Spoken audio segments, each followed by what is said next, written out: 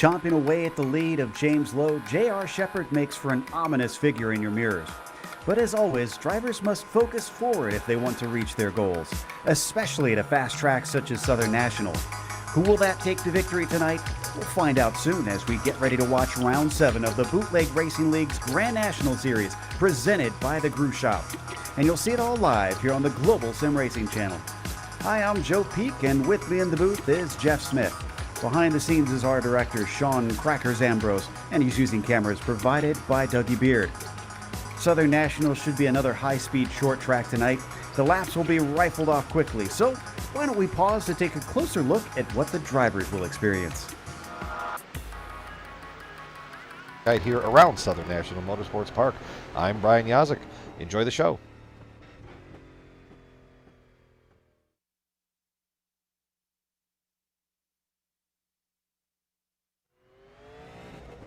Hello everyone and welcome to the Global Sim Racing Channel. I'm Brian Yazik, taking you for a spin around Southern National Motorsports Park in the GSRC Super Late model. This is going to be a quick one, so here we go. Down into turn 1, let it roll through the very tight apex, aim for the bottom, and then cut it right out there towards the wall. Back down into turn 3, same thing. Let it find the middle here, rotate in, and then get back onto the gas. Southern National is kind of like a really banked Martinsville. It's about the only way I can describe it. Back down into turn 1, out of turn 2, keeping that same flow. You're going to get into a nice rhythm with the engine sound too. Easy in, hard off. That's what's going to be the key to get around this joint across the line. And that's going to complete our track guide here around Southern National Motorsports Park. I'm Brian Yazik. Enjoy the show.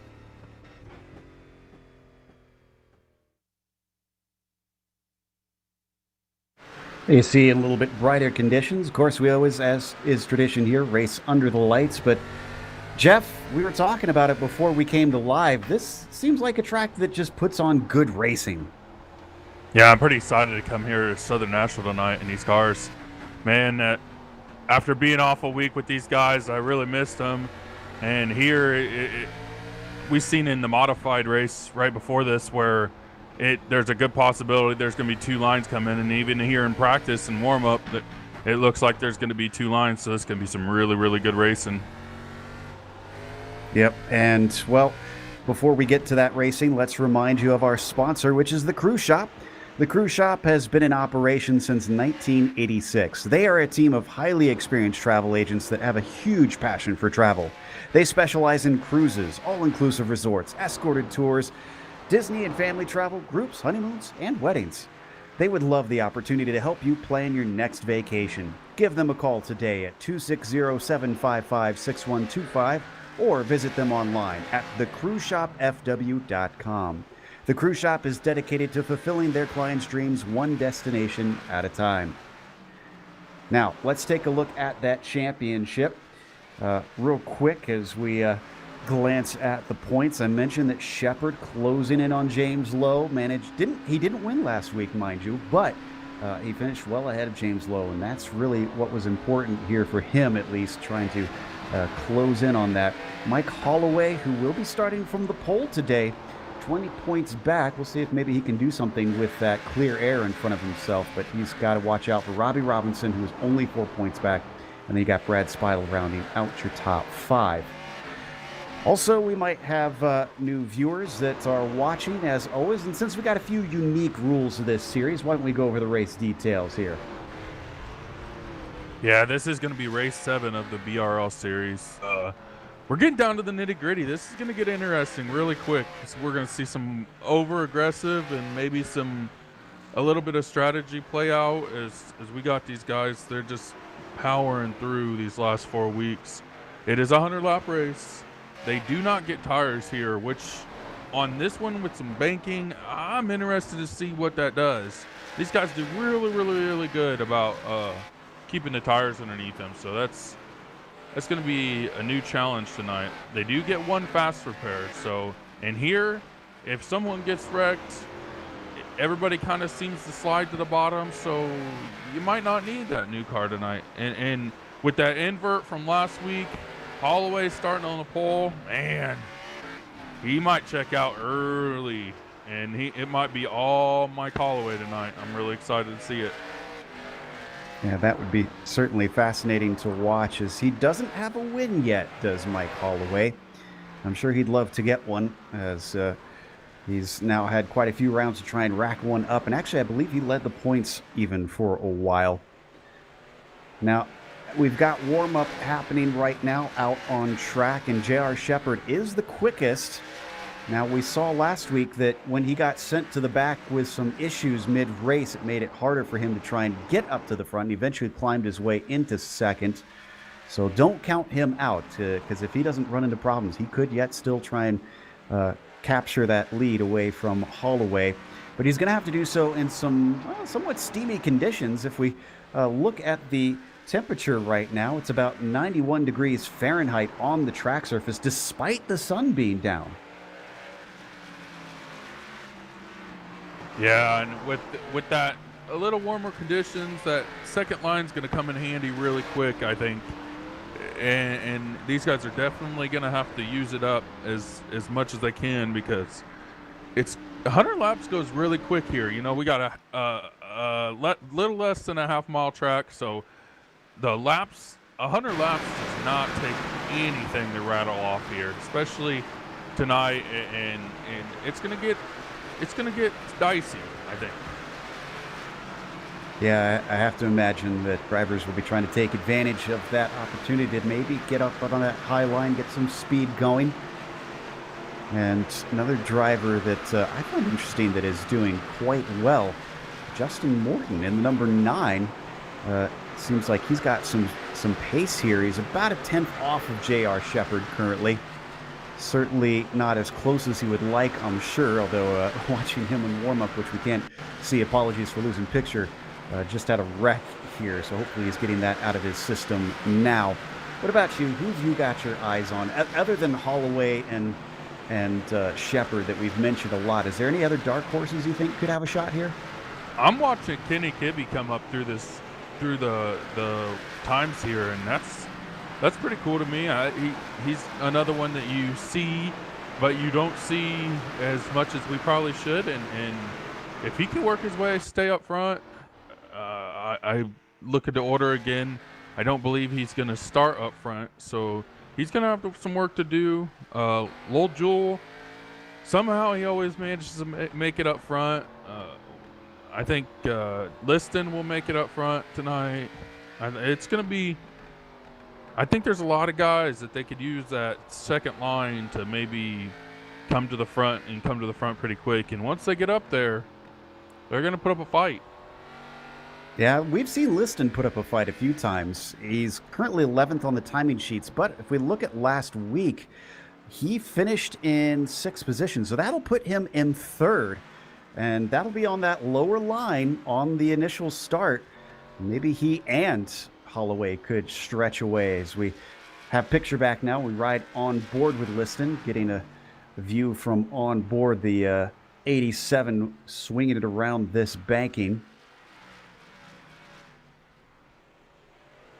I really want to see Justin Morton stay up front this week, or get up front and stay up front. I think he's had a couple of not so good luck nights, and I really want to see Mike Holloway stay up front. There's the Morton from the dash here, also getting some more laps in, the Plains driver. You know, one that I just saw move up recently here on the timing sheets is the number 45 of Jason Menda. This is another driver that's got a new paint I'm seeing, and I love these classic themes that they're bringing out here with this K&N car, the old DW scheme that he's got on. Yeah, you gotta love those throwbacks, especially on this car. It just looks so natural as he goes around a little bit. You get that out of the system right now, and hopefully come race time we'll be in good shape. Speidel is well out there still putting laps in, but pretty far down the order considering his speed in some races prior. He's down in 13th. That is the number 9 of Morton we were talking about earlier. Morton, who was second on the warm-up, has already been bumped down to 7th, so drivers finding some time as they continue this practice. And obviously, they've been out here quite a bit already in other vehicles. They were in the SK Modified just a moment ago, and well, if that's anything to go by, it was the J.R. Shepherd show once again, just stomped the field there. Yeah, Shepard is one to watch every single week, and then he doesn't disappoint us anytime we go anywhere. If it's got 4 wheels and it can go, he's going to drive it. It seems to be just stick him in anything, especially on these short ovals. I will say, though, he's one of those drivers that is not too shabby on road courses as well, because I know he does some of those endurance races, such as the Daytona 24 when that rolls around, with a few teammates here from within the Bootleg Racing League. So he doesn't mind turning both right and left. So we watch Brian Dean now here in the MBNA machine. You can see how much pace they can. This is less than a half-mile track, and you can see they're getting over 100 miles an hour here. Yeah, it does not drive anything like a half-mile track. This place is fast. And I'm watching here in warm-ups, and it looks like Bruce Pearson, whether it be on his own choice or not, it looks like Bruce Pearson's the one that's working that high line a little bit, and it seems to be like the exit. He gets a really, really good run, so we'll see what happens tonight. But I really want to see this high line come in really, really bad. I would like to as well. And that strikes me as interesting that you've been seeing him try that high line, because I don't believe the rubber carries over, and even if it does, and I don't think there's really enough racing to make that big of a difference. So I take it then, Jeff, is that just him trying to get practice in, try to really maximize what he can do if he gets stuck on that outside? Yeah, I think it's a little bit of him trying to, as they go double file here, you get stuck on that outside and you can't find a spot in, and everybody's fighting for that bottom line right off the jump. If you get stuck out there, you got to be able to try to hold your own, and that might be what he's trying to do here, is just in case maybe he gets stuck out there, maybe it'll give him a little bit of an advantage. But I'm telling you, if that high line comes in, I'm thinking around 60 laps. If that high line comes in, your exit will be 100% better on the high line. Just about a minute and a half left here in the practice. Again, if you are new to the series, there is no qualifying here. So this warm-up is really their best chance in trying to get familiar with things. They will be re-grid according to the finishing order of last week, with the top 8 reversed. And that's what I love about this series, is that back to the grassroots. I've said before, the local track has my heart. And these guys doing that, this is why I love this series. And being gone last Saturday, it really, really hurt me to not be able to come out and watch these guys, go 100 laps and beat and bang for an hour or so. I feel like I may have asked this before, but it slipped in my mind. What is the local track for you, Jeff?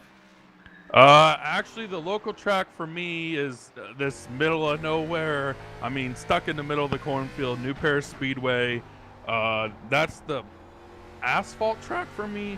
There is Plymouth Speedway, about an hour away. There's Tony Stewart makes 2 or 3 trips there a year. There's rumor he has a piece of it.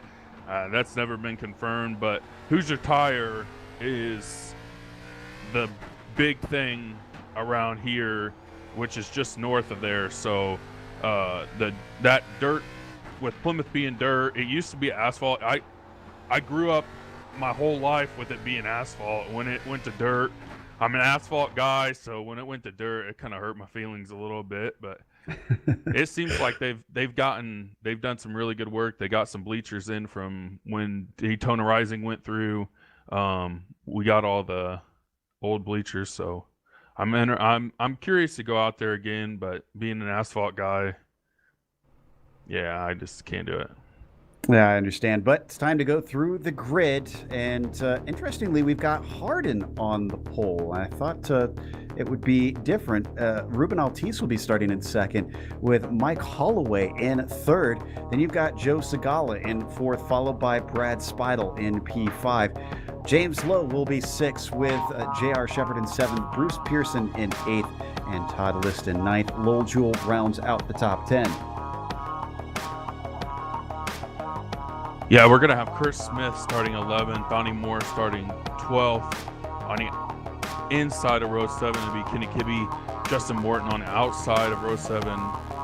Jason Minda on the inside of row 8. Matt Shinowski on the outside of row 8. Brian Dean on the inside of row 9. Sorry, guys. Austin Belke on the outside, and Tim Shinowski rounds out the field tonight.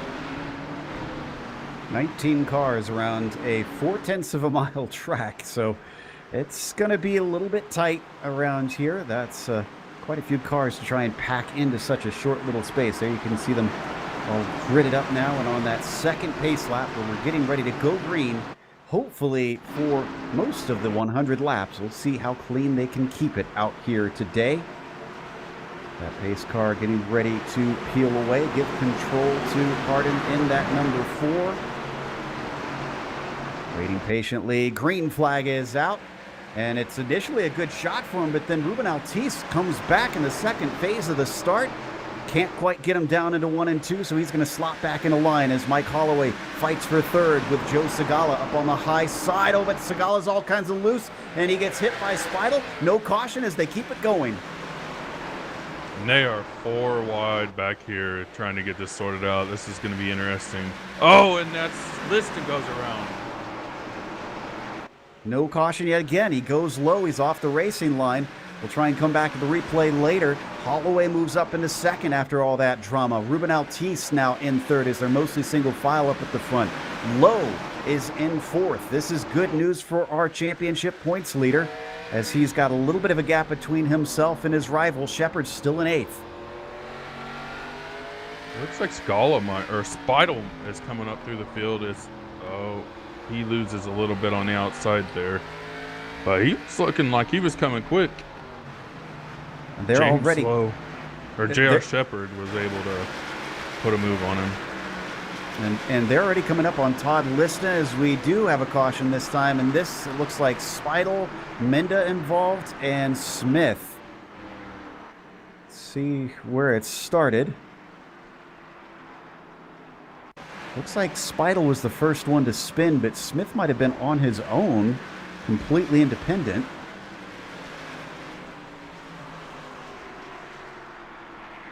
So we're going to watch it one more time. This is Speidel.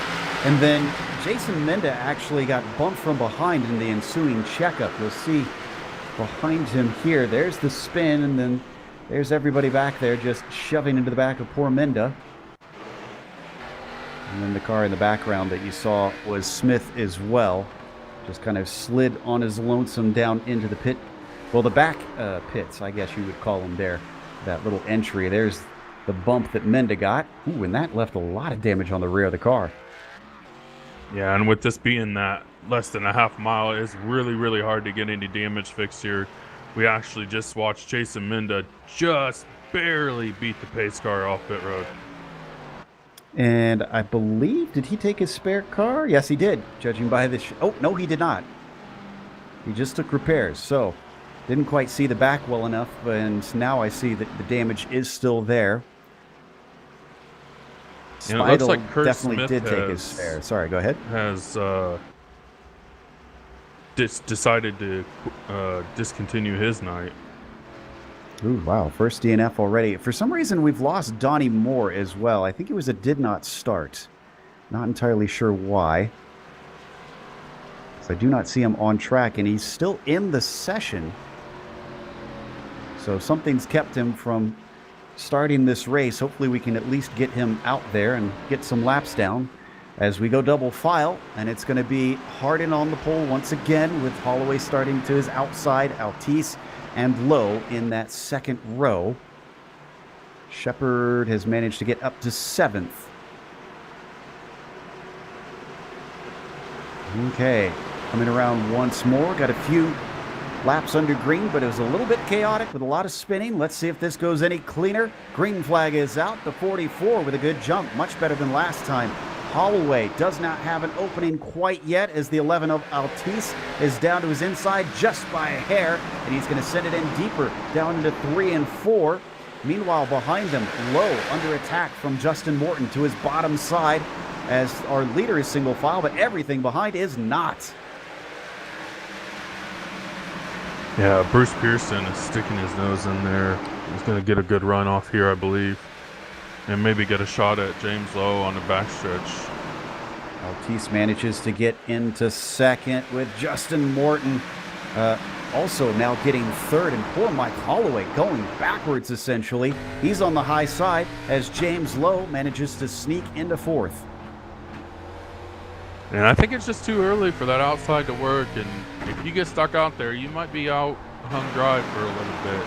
I really want to see that high side come in tonight though, because I like to see these guys as the 20-4 goes around. That's Belkey. It's going to be rough.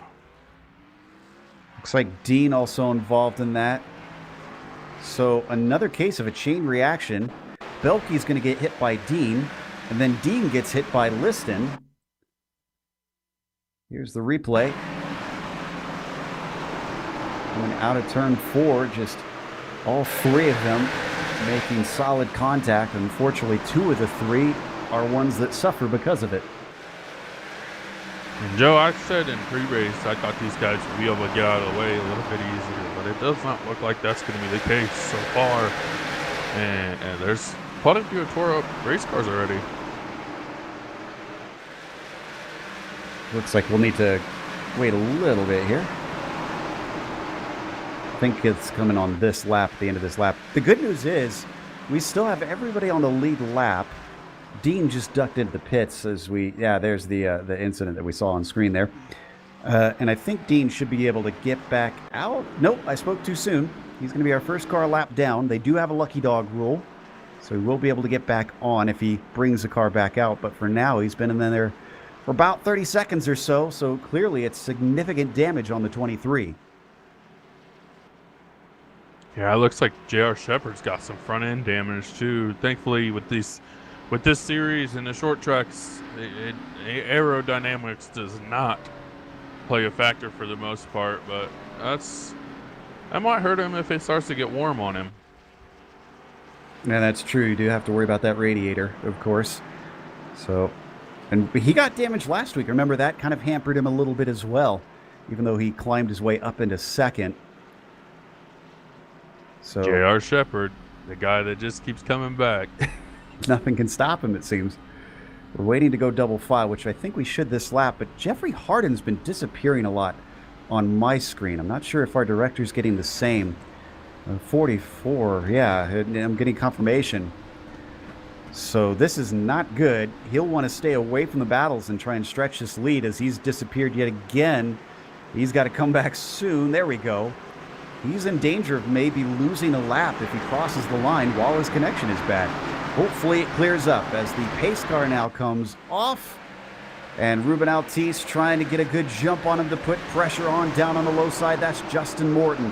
And Justin going to get second away from Altice as he sneaks through. Just behind them, James Lowe now trying to get into third and get himself on the podium. And I'm wondering if these guys aren't backing off a little bit, seeing puffs of smoke and being a little bit nervous with Jeffrey Harden up there. We'll see what happens here. 3 wide there for a moment with Matt Shinosky and J.R. Shepard. I believe Bruce Pearson was the one on the very high side, but he falls back. Now it's between Shinosky and the 98 of J.R. Shepard. If Shepard can get this done, he'll have 6th place, and that's 1 more position up. You wanted that high line, and I think he's making this high line work. Look at that. Look at him go, look at him go, look at him go. Man, I've been waiting on this for 24 laps. That's exciting. And we're showing a caution on our timing and scoring, but the cars are still going on mine. So just ignore that for now. We are still green.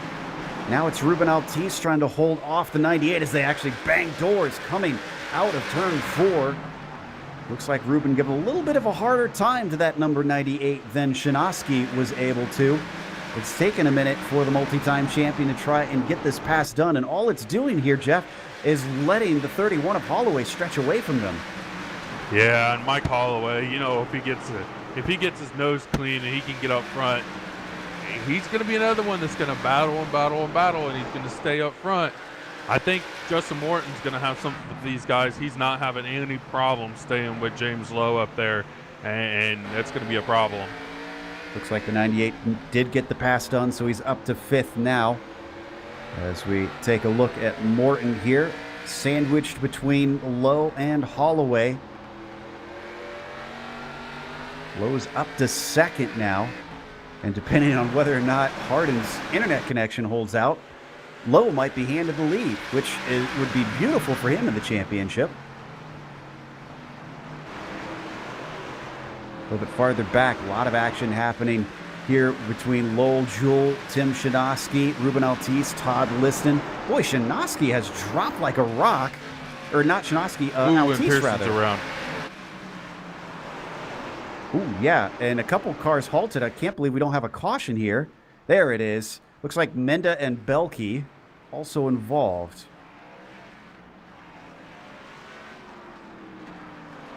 I think Pearson was the first one to have something happen. It was Menda getting to his inside.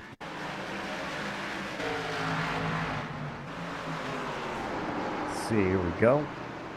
Yeah, Menda got to his inside, and poor Belke came upon the incident with no place to go. Actually, oh, wow. Belke smacked into the pit entrance barrier there. So that could have put some severe damage on the car. Looks like Belke is become a victim of the water barrels down there. That's rough. That's one thing that it's deflating for your night. Yeah, they see the incident and then Belke coming to a complete halt very quickly. In fact, that was on the corner of the car too. I wonder if he had suspension damage out of that. Oh, you know what? I think he got stuck because I think he took a tow. Wow. Might just went from those bad water to barrels worse. are just, those water barrels are the devil. At least they don't have to sweep anything up from them and don't have water spilled all over the track now. But we're only on lap 34, so still early stages in this race. And I'm not going to lie, this seems like it's been a little bit rough out there. You stay away from those water barrels, Austin. They're the devil. So I see Bruce Pearson slotting to the back. I see he's a lap down. Not sure if this was directed by the stewards or if he actually did lose a lap here. We're doubled up regardless. We're going to get going on lap 37. Looks like James Lowe to the outside of Jeffrey Harden. But don't forget Justin Morton in there as well. Mike Holloway seems to be finding his speed again as the green flag comes out. It was a very good start from Lowe. He's on the high side, but that's been starting to come in from what we've seen. And in fact, he shoots it down into turn one, but a little bit too aggressive off, and he goes into our leader, and they're going to pile into them. James Lowe goes to the back. Harden disappeared. Wow. So Justin Morton is now your leader. Harden is not yet back from his internet connection. And Shepard is in second. That's going to be bad news for Justin Morton. He's going to have to hang on for. Oh, and J.R. Shepard is on pit road. He is. We're on the replay right now. There you see Harden just went into the ether. Unfortunately, never came back. He's still gone. Now let's see if Shepard got some more damage out of this. Well, it certainly looks like it.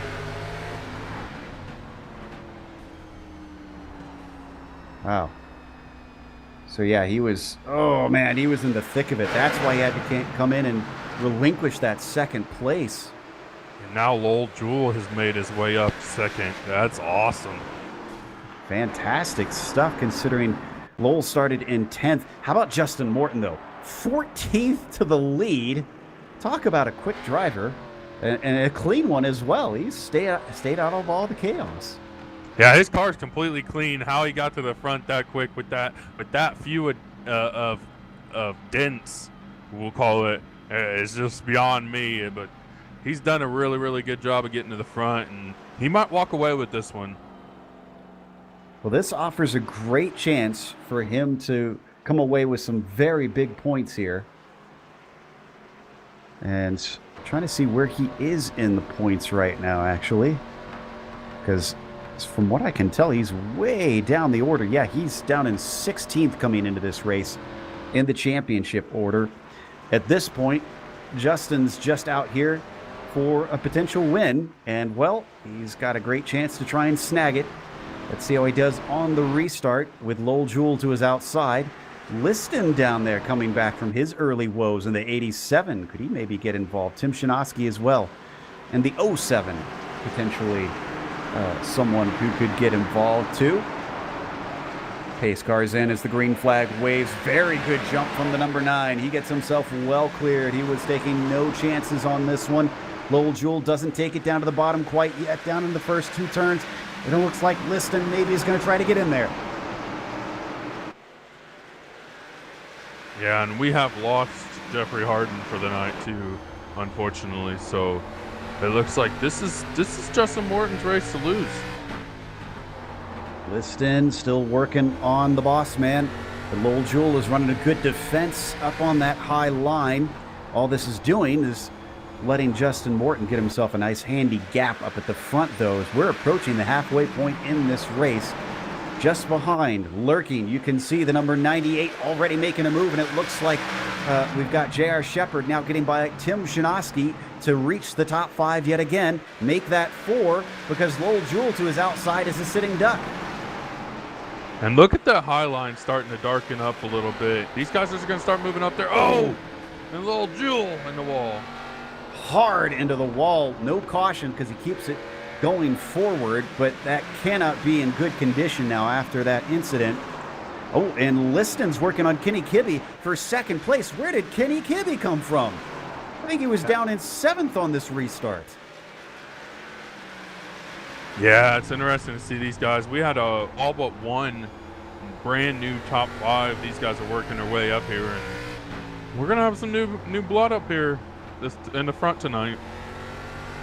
So Kibbe now into 2nd, but Shepard manages to dispose of Liston, who actually falls back into 5th now because quickly Tim Shinoski manages to get by him, but we are riding on board with Kibbe, looking at the lurking number 98 of Shepard.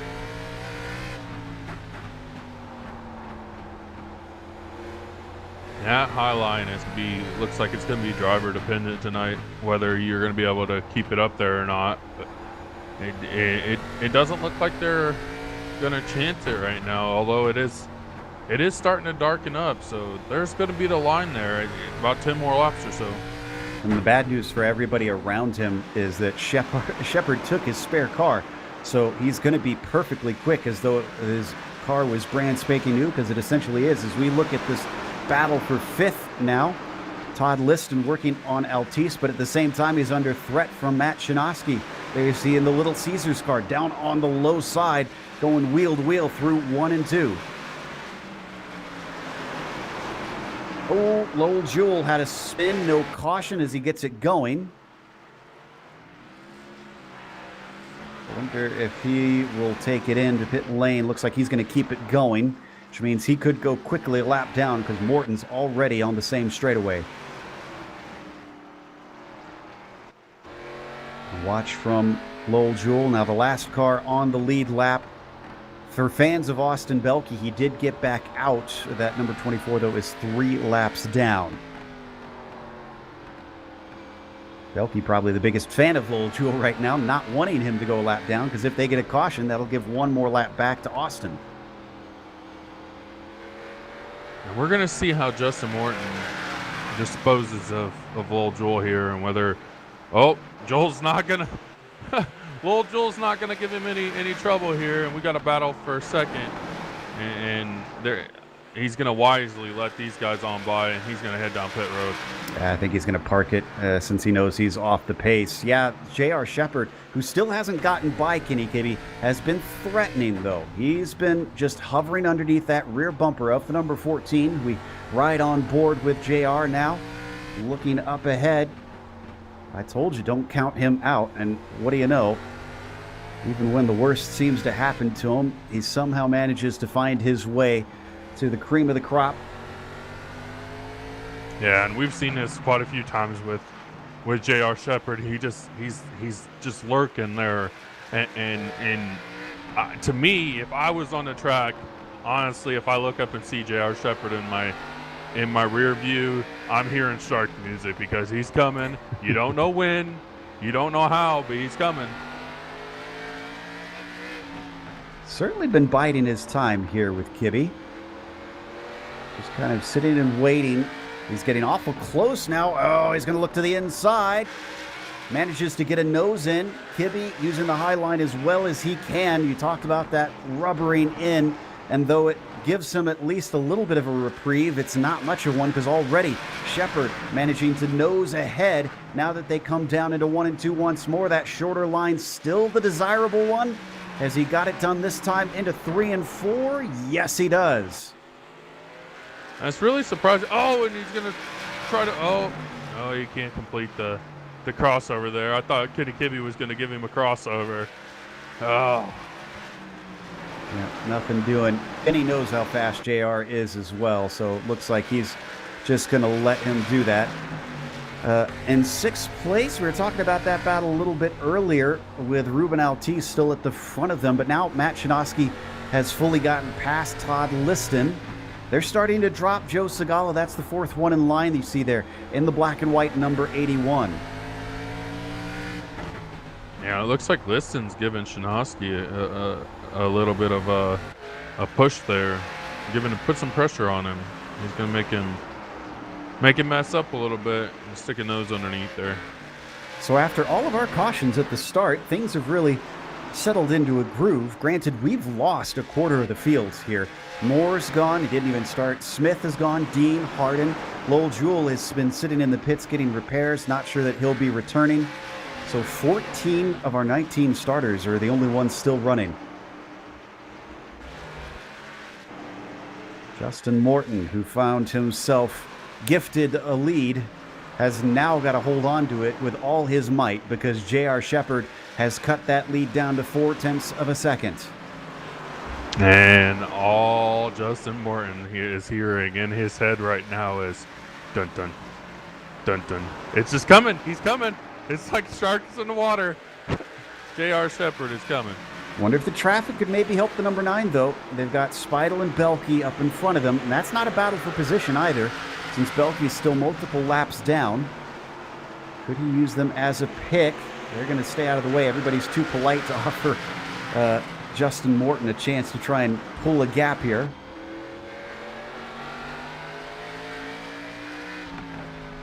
We watch from JR's perspective, the Sunoco machine is just holding station behind the TDR machine. Out of turn 4 once again. The lap's already up to 72, almost 3/4 of the way through this thing now. And we haven't had a caution since, what, it was about lap 40 or so? Yeah, and that's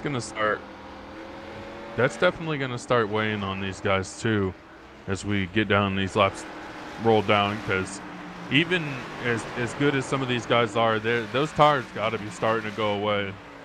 I think Mendes' tires are going away because he got passed recently by the 31 of Holloway, and Mike's just leaving him behind already. It's half a second. It's only been about 3 laps.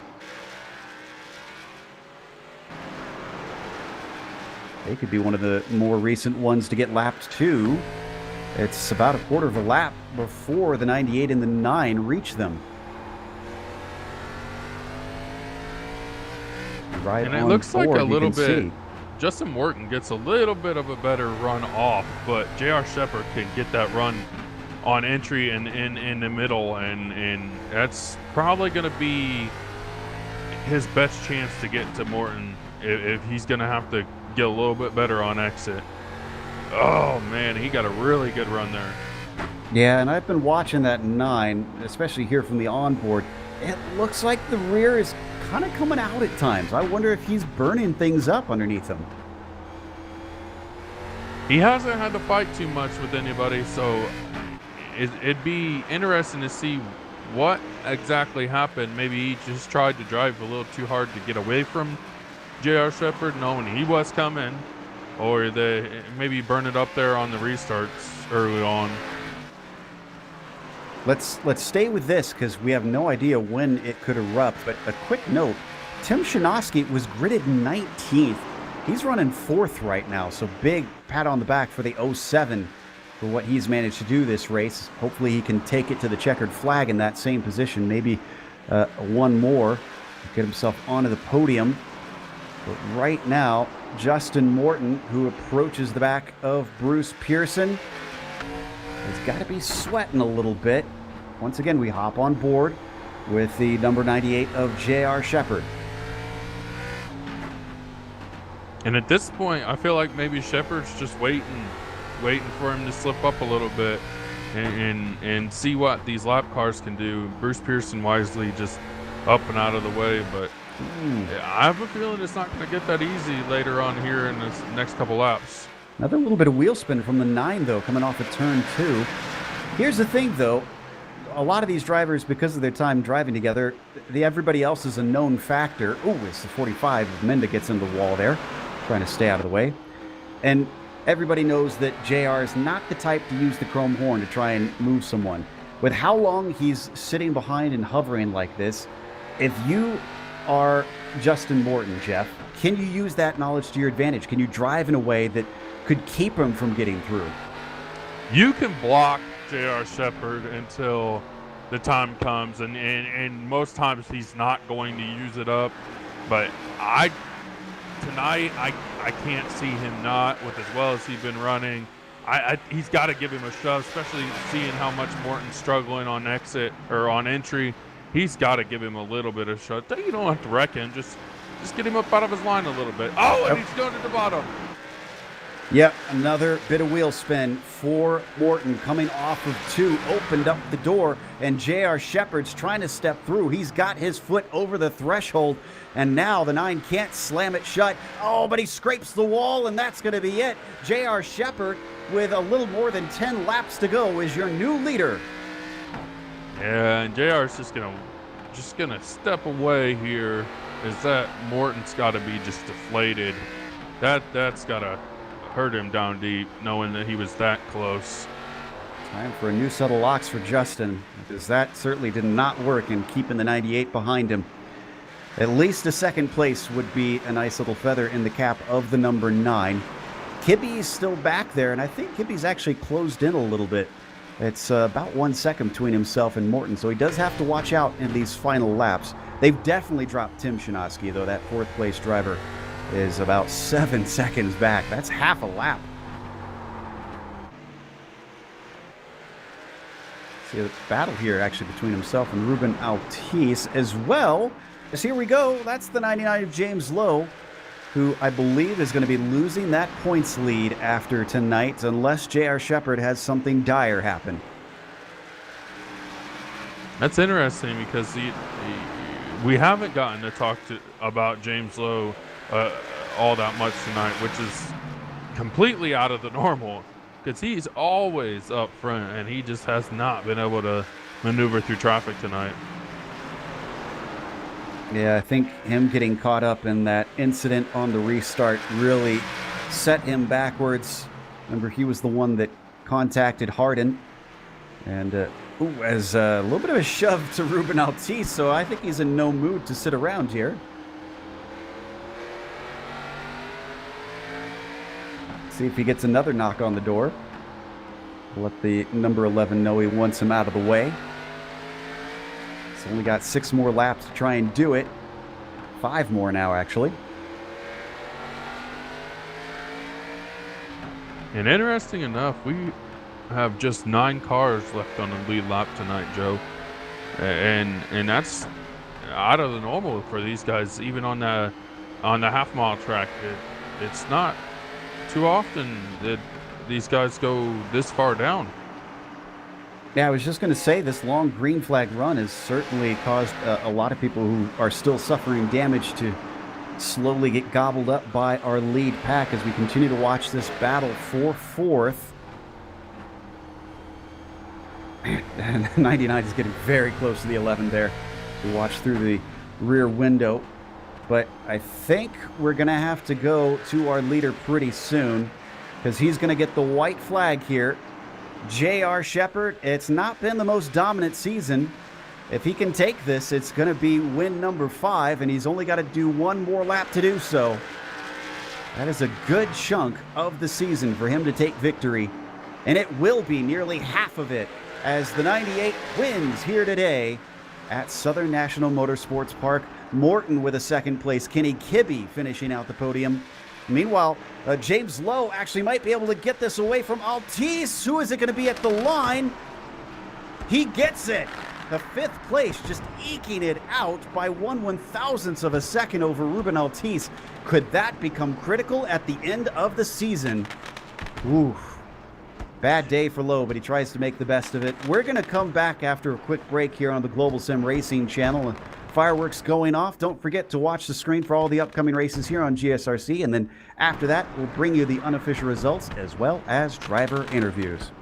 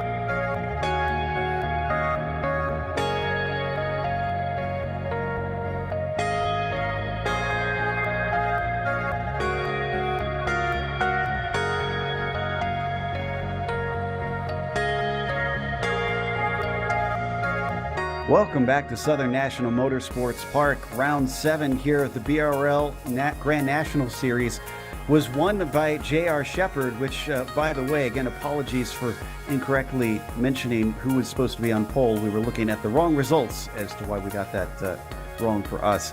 But Justin Morton, in the end of today, from 14th to 2nd, just couldn't hold on and keep J.R. Shepherd back. He's not the first one to fall victim to J.R. managing to overtake him, so no shame there. Kenny Kibbe with an excellent podium from 13th on the grid. Tim Shinoski as well, from dead last on the field to 4th. Great run, especially holding off people towards the end. James Lowe recovering to 5th with a last lap right to the line pass.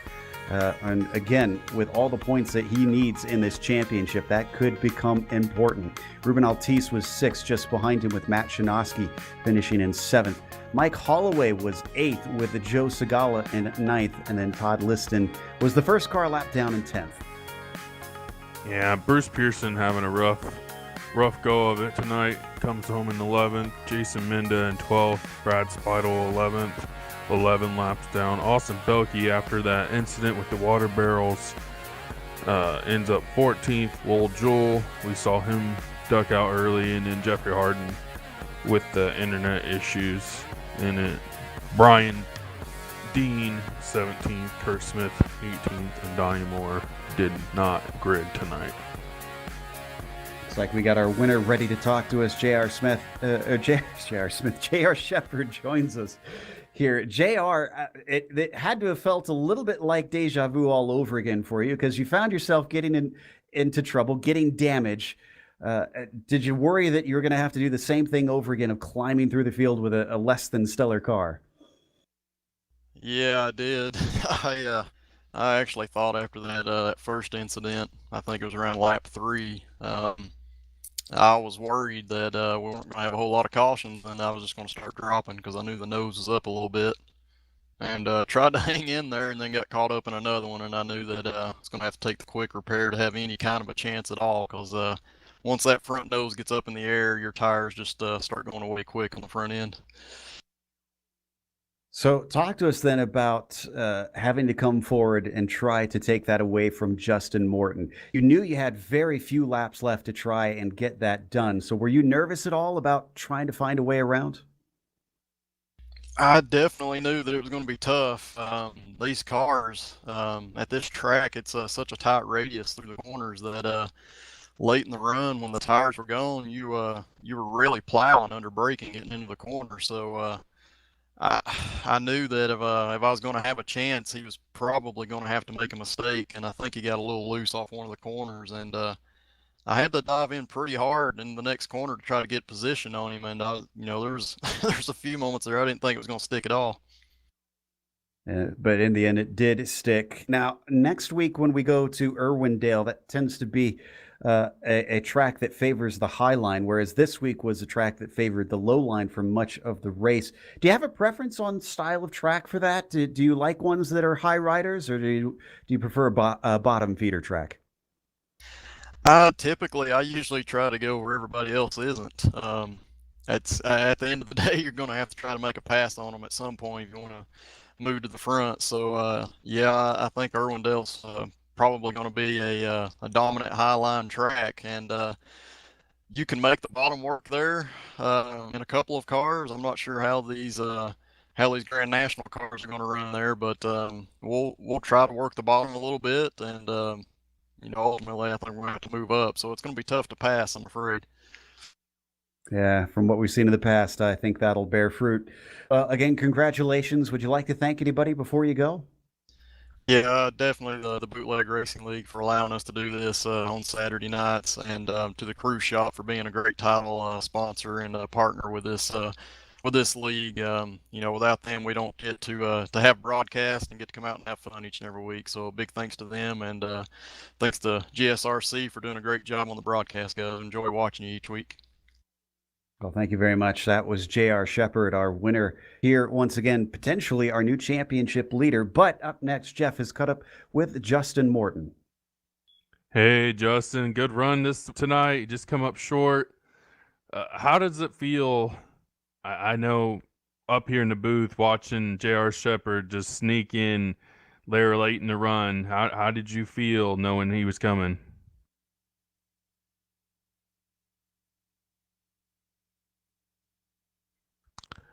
Justin, you got a copy, buddy? Hello?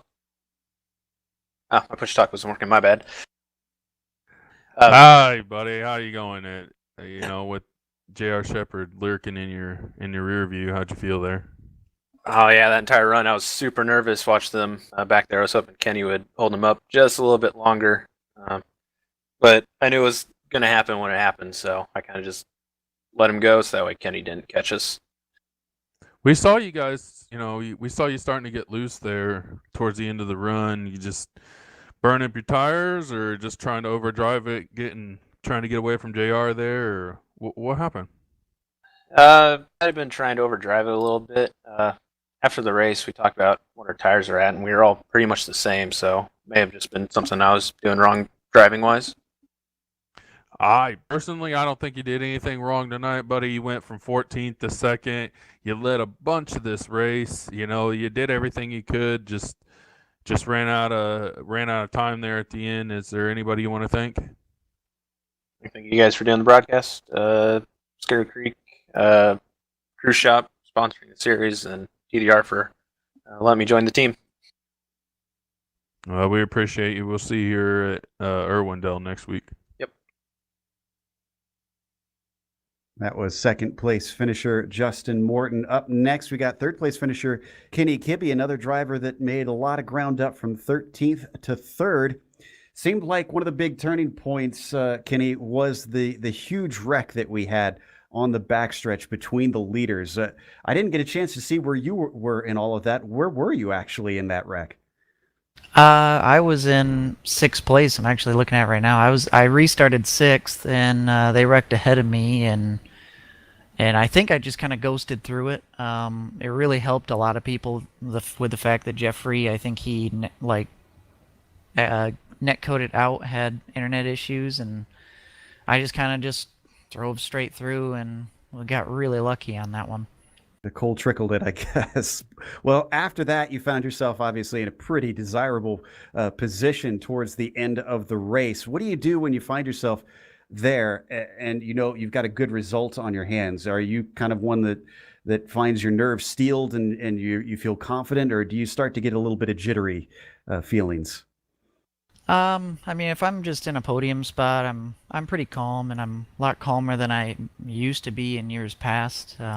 But yeah, if you're in the lead, the nerves can somewhat get to you. But I was at the end trying to just survive, and the problem I had was coming from beyond 10th place was saving tires, trying to get through the field. So once I got to 3rd, I didn't have a whole lot left. But at the very end there, I started to push because I saw Justin looked like he was struggling, so I was trying to get all I could get and maybe get a 2nd place, but didn't have any pressure from behind, so that's kind of all I was thinking about. Yeah, we heard Justin say that he had wished that you had held up JR a little bit more. You saying you didn't have much left. Do you have any response to Justin on that? Well, in my defense, the only reason why he got past me at the time was because I went up and I scraped the wall when he was behind me, and it just killed my momentum, and JR was just right there. He was either going to go on the inside of me or he was going to hit me. And that's all the opportunity that JR needs to make a pass. And beyond that, I could keep up with him, and I really didn't want to keep pushing any harder than I was. But I didn't have enough speed to attack. So that was kind of the end of my race after he got by. Well, that's still gives you a podium here today. Who gets it done for you? Well, I'd just like to thank you guys at GSRC for everything you guys do, and everybody at the Bootleg Racing League for putting on a fun league every week, and everybody at Nocturnal Gaming and anybody that likes to watch my Twitch streams and ride along with me every week. It's pretty fun. Great stuff. That was 3rd place finisher Kenny Kibbe. And so that we don't forget this time, our regrid driver on the pole will be Mike Holloway this time. So making mental notes, writing it on my forehead, and looking in the mirror for next week. So let's close up with a big thank you to the sponsor as well. We've already heard it mentioned, but just in case you missed it, it's the Cruise Shop. You can find them at 260-755-6125 or thecruiseshopfw.com. Also, to the BRL for bringing us back for another season of coverage, this time for the Grand National Series, which has been a blast. The first time getting to cover it. Thanks to the companies that provide the software and the hardware for our broadcast listed here on your screen. And additional thanks go to June Lalonde, who provides our wonderful music. See the screen for how to get a hold of more of her great work. Thanks to the team today, Jeff, Sean, and Dougie. If you'd like to find out more about GSRC, including upcoming races, you can find it at globalsimracingchannel.com. Also, check us out on social media. Our Twitter is @GSR Channel, Facebook is Global Sim Racing Channel, and Instagram is GSRC_Graham. If you'd like to support us, we've got a merchandise store at gsrc.storenvy.com. We've got the link in the description below, but also make sure and subscribe. Very easy to do so. Just click on the big red button here on YouTube that says subscribe. The next race, as we mentioned, heading over to California. That'll be Irwindale, the outer track, by the way, because they do have that inner one, but they have races sometimes here. That'll be Saturday, February 22nd at 8:50 p.m. Eastern. But we have upcoming races for other series listed on the screen, so check those out and mark them down on your calendar. Until next time, race clean, race hard. We'll see you on the track.